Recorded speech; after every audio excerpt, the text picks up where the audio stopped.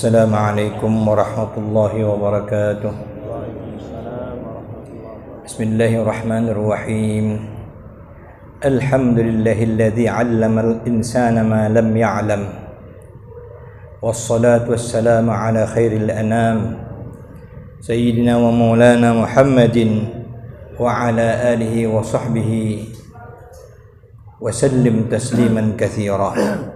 Subhanaka la ilma lana illa ma 'allamtana innaka antal alimul hakim.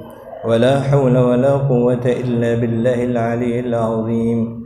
Wa kulluhum min rasulillahi multamisun gharfan minal bahri aw rashfan minad diyami.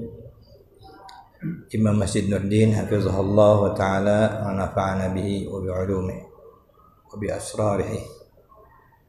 Guru-guru kita yang hadir pada kesempatan ini, semoga Allah panjangkan umur mereka semua, Allah sehatkan, Allah berkahi kehidupan mereka. Orang-orang tua kita, Bapak Ibu rahimani wa rahimakumullah, semoga kita semua senantiasa dikasihi oleh Allah, disayangi Allah, diberkahi Allah kehidupan kita dunia dan akhirat. Amin ya rabbal alamin. Alhamdulillah wa syukrulillah.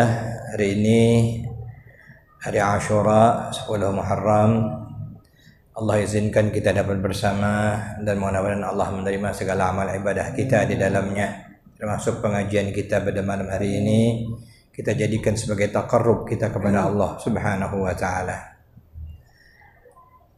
Pada minggu yang lalu alhamdulillah telah kita bahas sedikit tentang adab qada hajat, dan kita masih melanjutkan pengajian tentang adab dalam qada hajat pada halaman 43 lagi. Sambung di antara doa masuk dalam tandas atau WC. Bismillah, Allahumma inni a'udzubika minal khubuthi wal khaba'ith. Dengan nama Allah, ya Allah, aku berlindung denganmu daripada khubuthi wal khaba'ith. Di antara syarahan ulama kita adalah jin yang menunggu di dalam tandas, baik yang jantannya maupun yang betinanya yang sifatnya mengganggu. Nah, itu kita baca. Maka keduanya doa tadi sama boleh. Yang sebelumnya Allahumma Bismillah, a'udzubillah minadrisil najisi al-khabithil mukhbathi asyaitonir rajim. Boleh keduanya. Itu kita baca sama juga. Dan pada ketika masuk tandas itu, jangan engkau beserta sesuatu yang tersurat di dalamnya nama Allah. Nah, jangan bawa sesuatu, apakah kertas, apa buku, apa catatan yang ada di dalamnya nama Allah, ataupun dan segala sifatnya, nama sebutan sifat-sifat Allah, Asmaul Husna ada di sana juga. Jangan. Dan sesuatu yang tersurat di dalamnya Quran, yang tertulis ayat Al-Quran, tidak boleh masuk ke dalam tandas.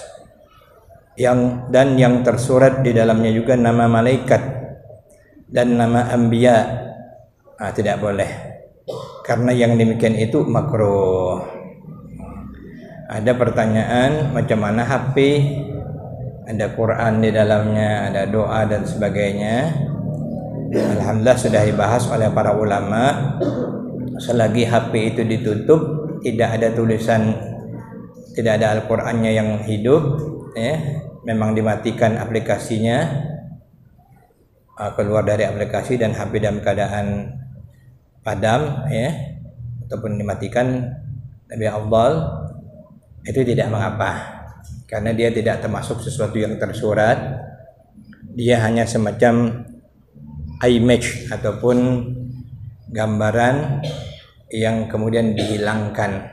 Jadi saat dia dihilangkan atau saat dia ditutup, maka tidak lagi ada makna mushaf pada HP tersebut. Jadi boleh, dengan syarat dipadamkan atau keluar dari aplikasinya ataupun dimatikan. Hukumnya secara umum makruh. Jadi kalaupun terbawa atau membawa yang ada nama Allah, nama Nabi, ada ayat Al-Quran, secara umum hukumnya makruh. Dan kata Imam Az-Zuhri haram. Salah satu pendapat dari ulama Imam Al-Azra'i namanya, Imam Az-Zuhri, beliau pendapat haram hukumnya. Jadi boleh kita ikut kalau kita ingin lebih berhati-hati. Dan demikian lagi makruh berkata-kata pada ketika qada hajat. Dalam WC makruh hukumnya berkata-kata. Termasuk main HP sambil di WC berteleponan. Ini makruh hukumnya. Makruh itu artinya dibenci. Maka jangan berkata-kata pada ketika itu. Bahkan sama ada dengan zikrillah, dengan zikir kepada Allah sekalipun, dengan zikrullah pun tidak boleh. Atau lainnya masuk berkata-kata, melainkan sebab darurat. Sedang di WC, air mati rupanya, hidupkan air, tidak apa-apa, ada ya, itu darurat namanya. Maka yaitu tiada makruh. Kalau darurat tiada makruh. Terkadang jadi wajib, bisa jadi wajib. Berkata-kata saat dalam WC itu ada saatnya wajib. Maka jika ia bersin, maka mengucap ia akan alhamdulillah di dalam hatinya juga. Kalau dia bersin, tidak usah sebut, cukup dalam hati saja nyebut alhamdulillah. Yang wajib tadi itu ini yang darurat-darurat gitu ya. Misalnya di dalam WC itu minta tolong, ada bahaya, itu tidak apa-apa, bahkan bisa jadi wajib hukumnya. Na'udzubillah min dzalik, misalnya masuk WC ular kobra muncul misalnya ya. Na'udzubillah ya, misalnya. Itu minta tolong wajib kalau kita tidak mampu gitu ya. Ataupun sifatnya menolong dan sebagainya. Secara umum makruh hukumnya. Kata Imam Khatib Syarbini dalam kitab Al-Iqna', wa zahiru kalamihim anna al-qira'ata la tahrumu hina idzin fatuqrahu wa in qalahu al-Azra'i al-la'iqu bita'zimi al-man'u. Artinya dan zahir perkataan sahabat Imam Asy-Syafi'i, para ulama-ulama Syafi'iyah radhiyallahu anhu, bahwasanya membaca Al-Qur'an pada ketika qada hajat tidaklah haram. Hukumnya yaitu makruh juga. Dan jika berkata Imam Az-Zuhri sekalipun, jadi pendapat yang umum ini termasuk pendapat yang dipermudahkan, ini yang diperpegangi. Jadi sekalipun Imam Az-Zuhri mengatakan haram, maka hukumnya daripada mayoritas atau jumhur hukumnya makruh. Yang berkata walaupun sekalipun Imam Az-Zuhri wa in qalahu al-Azra'i al-la'iqu bit-ta'zimi, yang pantasnya atau seyogianya dalam hal mengagungkan Allah, membesarkan kalam Allah, al-man'u, dilarang atau dicegah membaca Al-Quran tersebut. Nah, itu ya.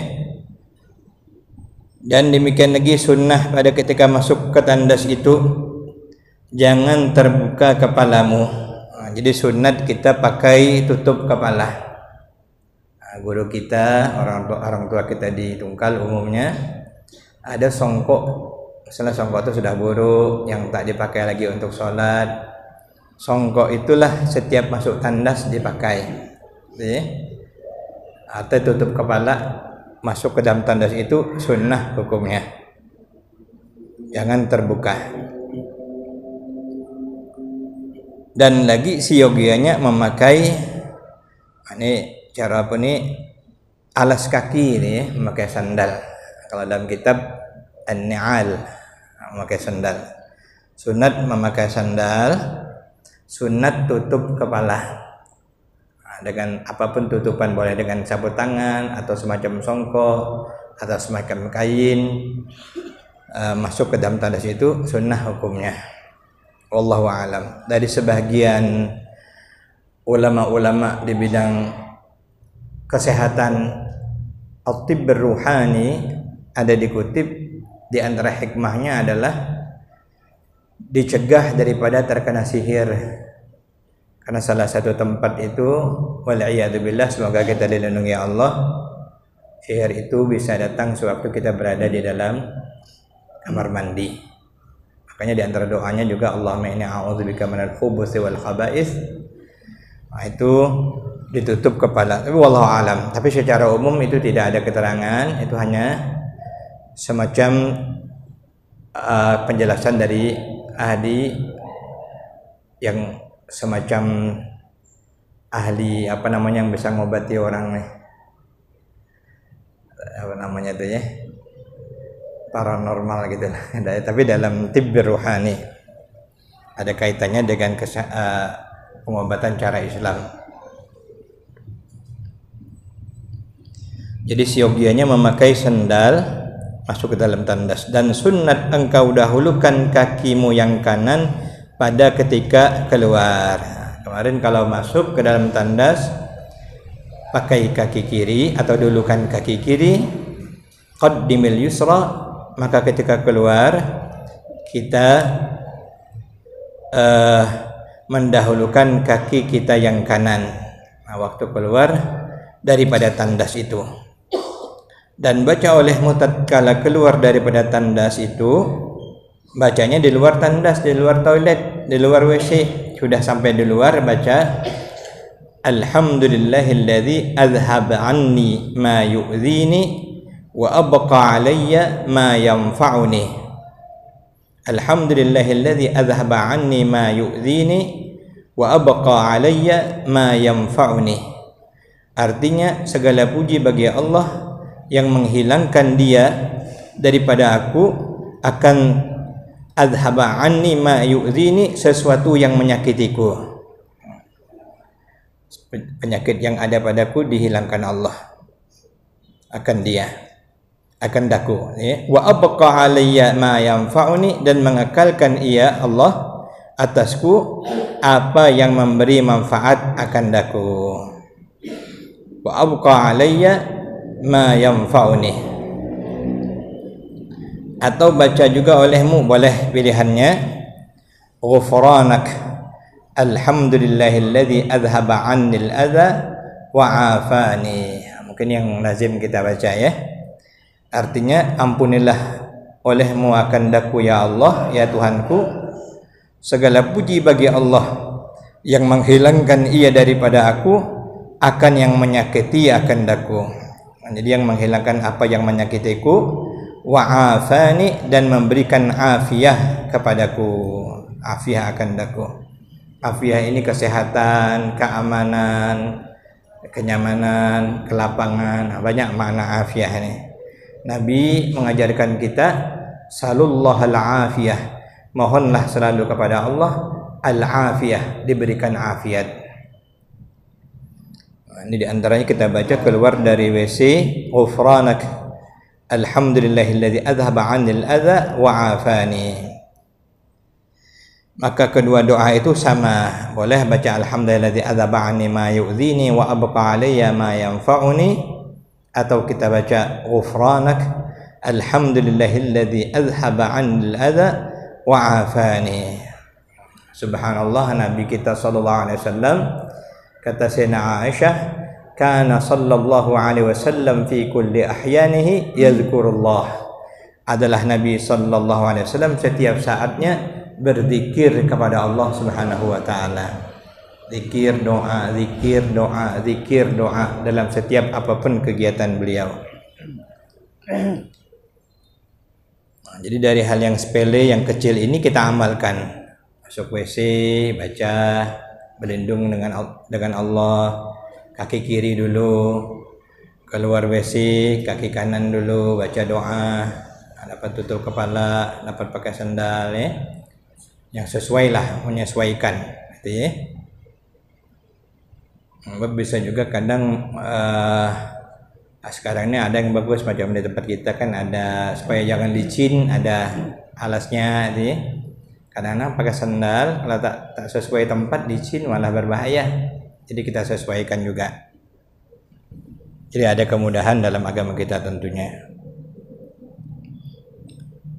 Dan sunnah mensediakan batu atau air dahulu daripada qada hajat.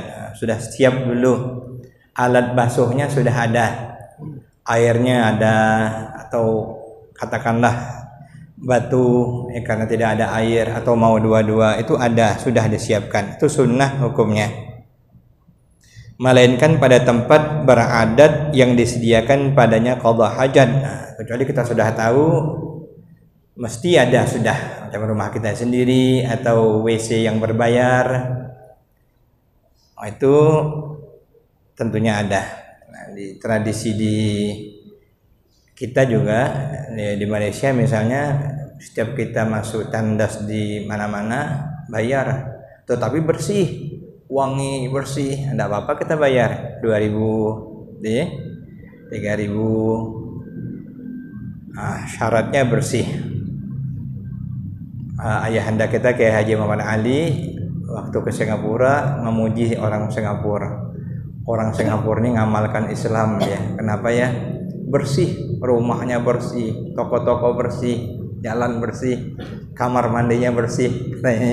Itu ngamalkan Islam. Kenapa? Karena an-nazafatu minal iman.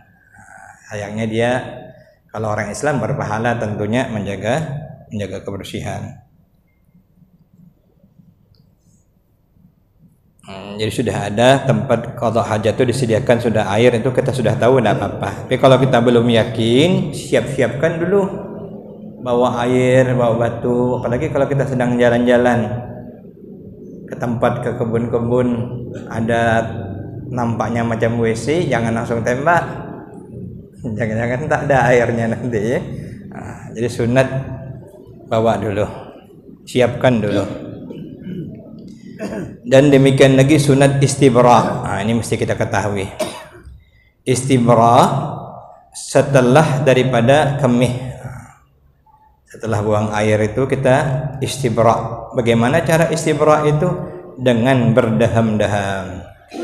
Istibra itu dari kata bari, bara'ah, bebas.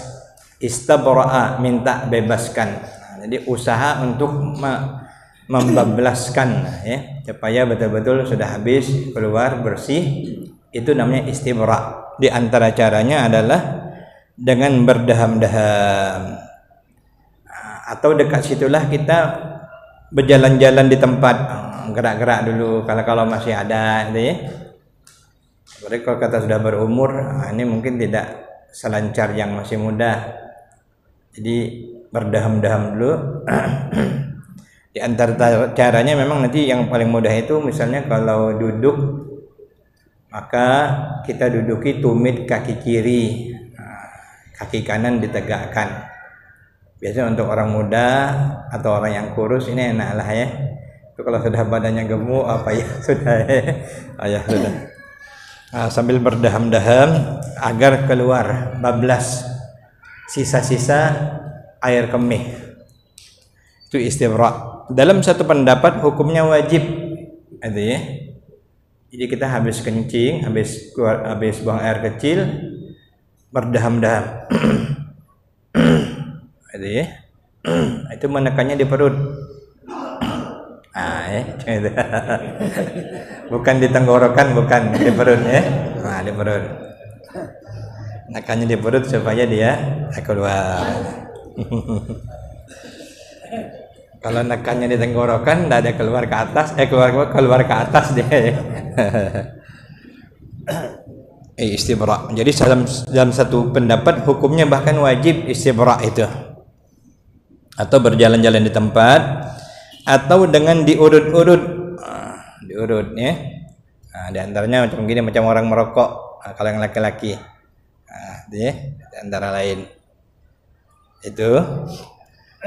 Tapi di antara caranya ngurut-ngurut itu diajarkan juga cara-caranya oleh ulama kita, dilakukan jari tangan di bawah zakar, maksud zakar, dan hanya sesungguhnya tiada wajib istibra. Dari bawah gitu ya, dari bawah gitu ya, di kedepankan agar keluar.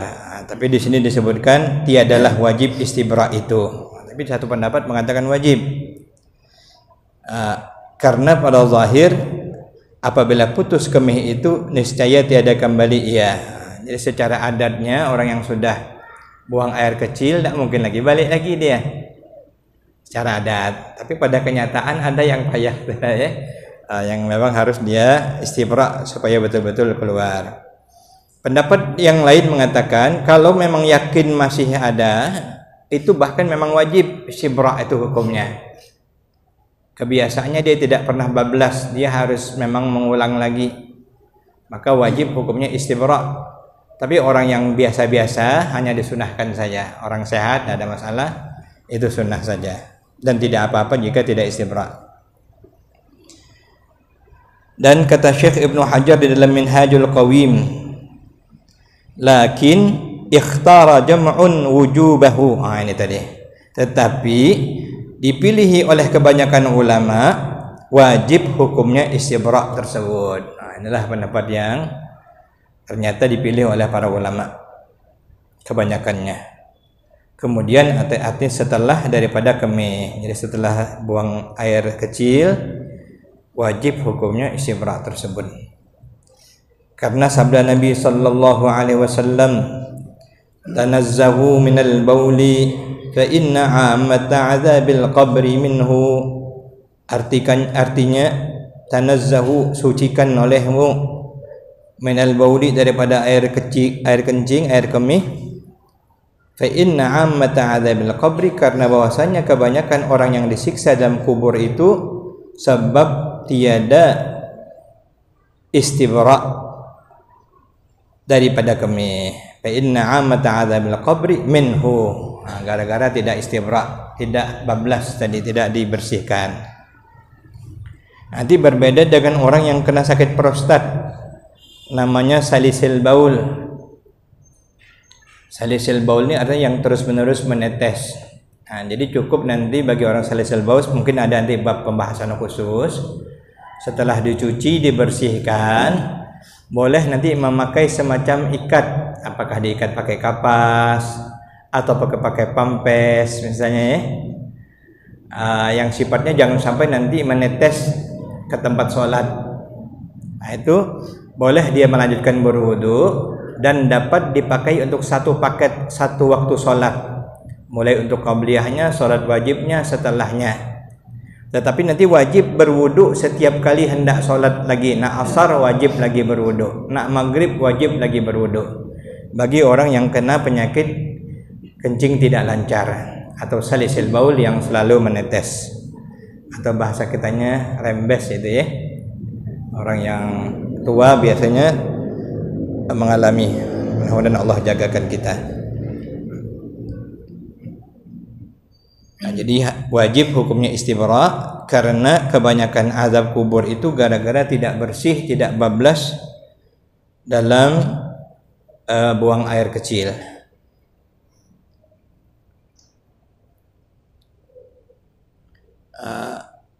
Dan adalah hadis ini menunjukkan atas wajib istibra itu, menjadi dalil atau jadi dasar wajibnya istibra.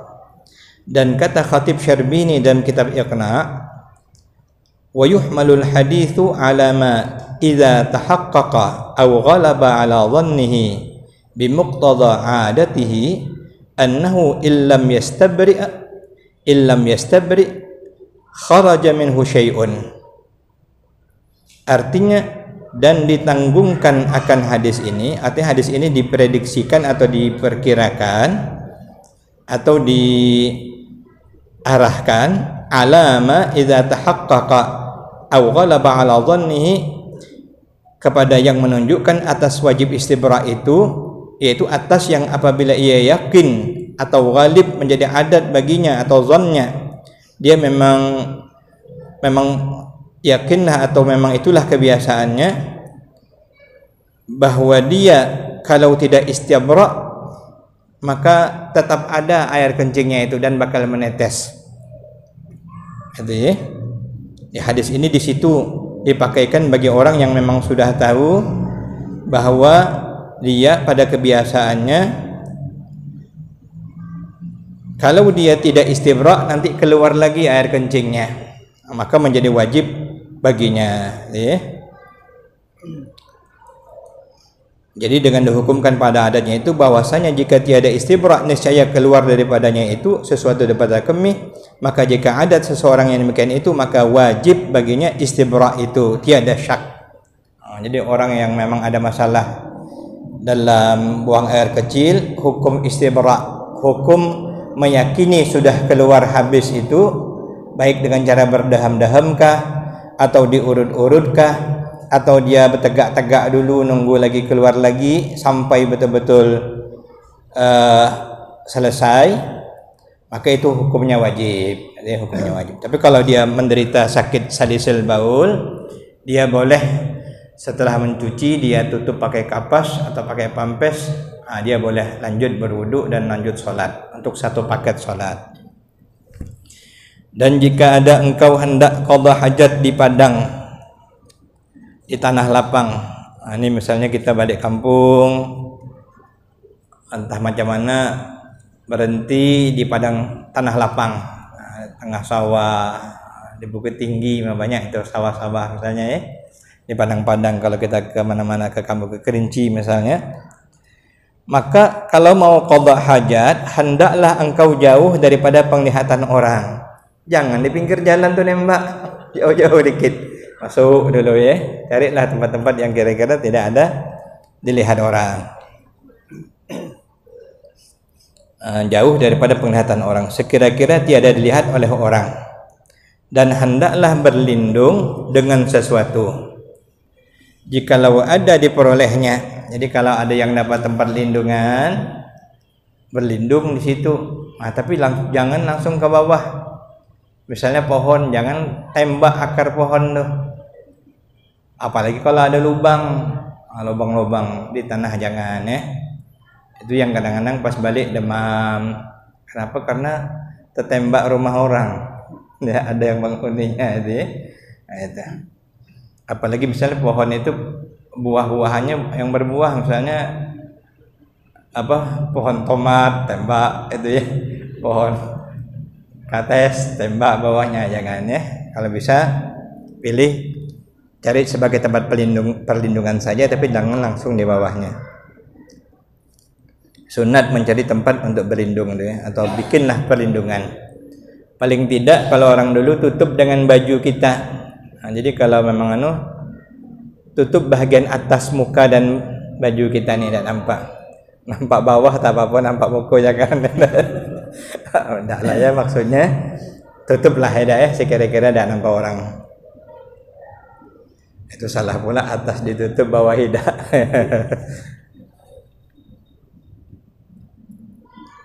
Dan sunat jangan engkau buka auratmu dahulu, jangan buka langsung, jangan buka dulu auratmu daripada sampai, sebelum kamu sampai, maksudnya ke tempat duduk bagi qada hajat itu. Jadi kalau mau qada hajat, jangan angkat dulu, sudah dekat tempat qada hajat itu baru kita angkat. Ini kadang-kadang baru keluar dari pintu masjid nih, nak menuju ke WC itulah nampak dah, lutut nampak, semua nampak. Nanti, ya, kalau nak buka itu sudah kita masuk dalam WC itu, baru kita buka, ya. Dari situ kita antisipasi, kalau ada kain kita angkat dikit dulu. Kalau nanti kalau dia takut kalau kena air, ya. Jadi kalau nanti yakin masuk ke dalam, baru kita buka. Lagi masih pada halaman 44 ini tentang bagaimana adabnya kalau kita buang air kecil di tanah lapang. Wallahu a'lam bissawab wa ilaihil marji'ul ma'ab. Amin ya Allah ya rabbal alamin. Bismillahirrahmanirrahim. Alhamdulillahi rabbil alamin. Allahumma salli ala sayyidina Muhammad wa ala ali sayyidina Muhammad. Allahumma 'allimna ma yanfa'una wanfa'na bima 'allamtana wa zidna 'ilma. Wa sallallahu ala sayyidina Muhammadin wa ala alihi wa sahbihi wasallam. Walhamdulillahi rabbil alamin.